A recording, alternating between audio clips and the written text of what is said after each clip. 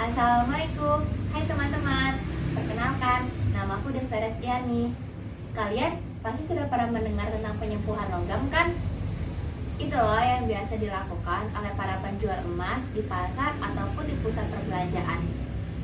Jika kalian pergi ke toko emas, di sudut ruangannya terdapat orang yang tengah sibuk dengan sikat dan perhiasannya, ataupun dengan perhiasan dan larutannya. Sebenarnya orang itu lagi ngapain sih? Ya, orang tersebut tengah melakukan penyempuhan pada logam. Tapi penyempuhan pada logam itu apa sih? Lalu bagaimana caranya melakukan penyempuhan pada logam? Kenapa sih harus dilakukan penyempuhan pada logam? Nah, di video kali ini aku akan menjelaskan tentang penyempuhan pada logam atau yang biasa disebut dengan elektroplating. Yuk simak videonya.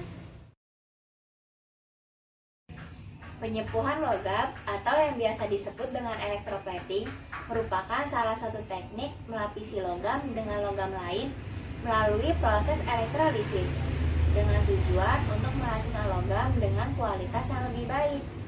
Contohnya, tembaga yang sering dilapisi dengan emas ataupun perak agar tampak lebih berharga. Proses penyempuhan dilakukan melalui mekanisme berikut. Pertama, sejumlah garam dari logam penyempuh dilarutkan ke dalam air, sehingga dihasilkan suatu larutan jenuh dari garam logam penyempuh. Kemudian, logam penyempuh ditempatkan sebagai anoda, sedangkan logam yang akan disepuh ditempatkan sebagai katoda. Setelah itu, arus listrik searah dialirkan ke dalam rangkaian, sehingga terjadilah proses elektrolisis, yang mana di anoda terjadi proses oksidasi dari logam penyempuh, sehingga menyebabkan logam penyempuh teroksidasi menjadi ion-ion. Kemudian di katoda terjadi proses reduksi, yang menyebabkan ion-ion logam penyempuh berubah menjadi logam dan melapisi logam yang disepuh. Nah, untuk lebih jelasnya, perhatikan gambar berikut. Pada gambar, terlihat proses penyempuhan tembaga oleh emas. Pada wadah yang telah berisi garam dari logam penyempuh yang dilarutkan ke dalam air, dimasukkan tembaga dan emas. Tembaga yang berwarna putih dan emas yang berwarna kuning. Logam emas yang berperan sebagai logam penyempuh ditempatkan di kutub positif atau ditempatkan sebagai anoda. Sedangkan logam tembaga yang akan disepuh ditempatkan di kutub negatif atau ditempatkan sebagai katoda. Kemudian, pada rangkaian tersebut dialiri arus listrik searah atau arus listrik DC, sehingga terjadilah proses elektrolisis, di mana pada logam emas, atom Au akan berubah menjadi ion Au3+, yang kemudian dilepas menuju logam tembaga. Sedangkan pada tembaga, ion Au3+ yang bertemu dengan elektron yang mengalir akan berubah menjadi atom Au, yang kemudian melapisi tembaga. Jika proses ini didiamkan selama beberapa saat, maka terjadilah endapan emas pada logam tembaga, sehingga lama-kelamaan jumlah atom Au atau emas pada anoda akan berkurang.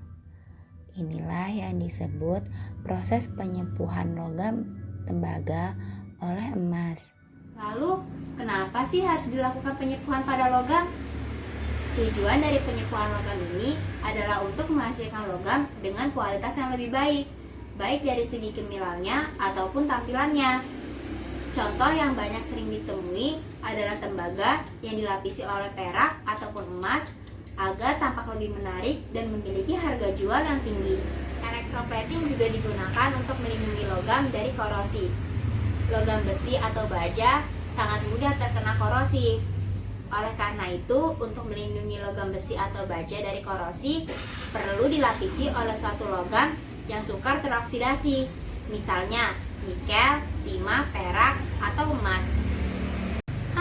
dilapisi emas. Emas yang 22 karat, 23 karat, atau yang 24 karat. Kita sering mendengar emas dikaitkan dengan kata karat ketika ingin mengetahui kemurniannya. Orang tua kita juga sering mengatakan bahwa emas yang terbaik adalah emas 24 karat. Sebenarnya karat itu apa sih? Karat adalah sistem pengukuran tingkat kemurnian emas. Kemurnian emas diukur berdasarkan jumlah persentase emas murni yang terkandung dalam suatu logam. Ceritanya begini, emas adalah logam yang unik. Salah satu sifat asli logam ini adalah lunak, mudah bengkok, dan mudah dipatahkan. Karena itu, pengrajin emas kesulitan untuk membentuk emas murni yang kuat dan memiliki durabilitas tinggi. Maka itu, emas murni harus dicampur dengan logam lain seperti perak, tembaga, dan lain-lain sebagainya. Tujuannya tentu untuk membuat produk emas yang agak lebih kuat dan tahan lama, supaya jika dibikin cincin tidak mudah patah, jika dibikin kalung tidak mudah putus, dan lain sebagainya. Maka dari itu, digunakanlah standar karat untuk menjadi indikator kemurnian emas yang terkandung dalam suatu produk emas. Contoh, emas 22 karat. Untuk mengetahui tingkat kemurnian emas dengan cap 22 karat ini, berarti 22 dibagi dengan 24, menghasilkan nilai 0,916. Dari nilai 0,916, kita kalikan ke 100 untuk mengkonversi ke persentase. Dari hasil ini kita mengetahui bahwa emas 22 karat setara dengan 91,6% untuk kandungan emas murni dalam logam tersebut. Lalu bagaimana dengan emas 24 karat? Emas 24 karat merupakan emas murni tanpa campuran dua jenis logam. Jenis emas ini memiliki kandungan emas 100% tanpa seng, nikel, tembaga, palladium, ataupun jenis logam lainnya. Emas 24 karat sangat jarang atau bahkan tidak pernah digunakan untuk membuat perhiasan. Sifat dasar emas murni yang tanpa campuran sangatlah lunak.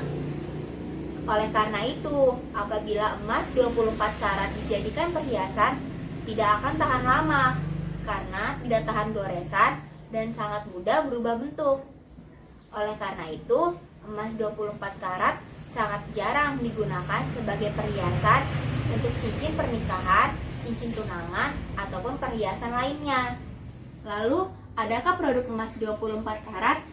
Tentu saja ada. Emas 24 karat biasanya berupa produk emas batangan yang memang hanya cukup disimpan sebagai simpanan kekayaan dan bukan untuk dipakai. Harga emas 22 karat dan emas 24 karat tentunya berbeda. Hal ini dikarenakan tingkat kemurnian emas yang terkandung pada setiap logamnya.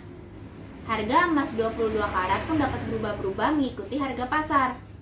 Jika harga emas 24 karat naik, maka harga emas 22 karat pun ikut naik.